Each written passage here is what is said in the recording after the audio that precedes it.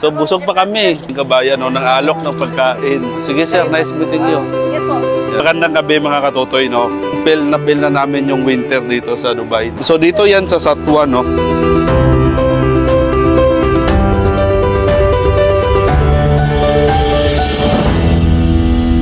Hello po mga kabayan. Yan. So mga kababayan natin dito, no, sa Satwa.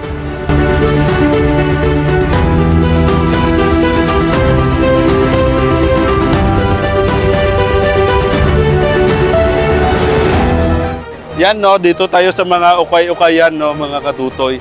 Katulad nito, 'di ba? Parang doon sa Pilipinas, yung kalye dito, no, may mga bag, may mga relo. Yan, so hi. Yan. Dito na side mga katutoy, kumbaga mga vendors walk yan dito na side, no. Marami pa doon sa loob. So dito yan sa Satwa, no. Actually, yan. So may mga bag sa gusto mag-uwi, yo. Ayos yan, no. Mura yung damit dito. Tig 1 dirham na lang. Totoo po ba yun? Tig 1 dirham? Oh, ito, kita niya yung mga kabayan natin to. So, yan, no. Sulit yung 1 dirham mo dito, no. Sa 10 mo yata, 10 piraso din.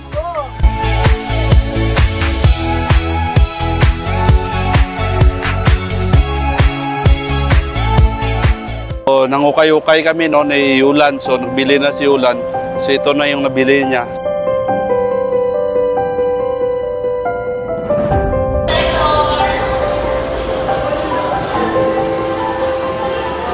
Nandito tayo sa Manila Building, no, kung saan po natin makikita ang isang kababayan natin na Ilongga. So sa magpaayos ng mga, for example, mga tempered glass, mga electronics nandito po sa kanya. So kausapin natin. Matagal kayo dito sa Manila Building? Matagal na, mga 4 years na.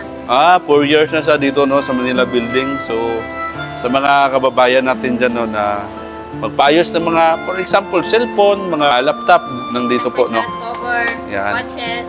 Lito. Yes, gadgets. Yeah. Punta na kayo dito sa Manila Building. Sa Manila Building nyo lang ito makikita, no? Ito si Ginny. Yan. Ilongga yan. Ito lang yung buhay dito sa Dubai. Maraming nakamiss na ganitong lugar dito sa Dubai, no? Kasi actually, parang sa Manila ka lang, no? So ngayon, pauwi na tayo. Galing na malingki kami.